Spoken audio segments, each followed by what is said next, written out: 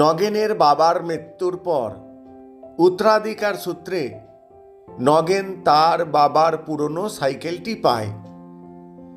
এই সাইকেলে চড়েই নগেন বাড়ি বাড়ি কাপড় বিক্রি করে সংসার চালায়।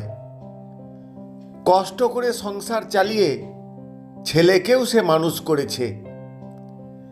ছেলে এখন একটা কোম্পানিতে চাকরি করে বেতন যা পায় তাতে তাদের সংসার চালাতে আর কোনো অসুবিধা নেই। নগেনের শরীরটা এখন ভালো যাচ্ছে না, ফলে ছেলে তাকে আর কাপড় ফেরি করতে দেয় না। এদিকে পাশের বাড়ির নিপেনের বাবা হঠাৎ মারা যায়। কলেজ পড়ুয়া নিপেন অথই জলে পড়ে।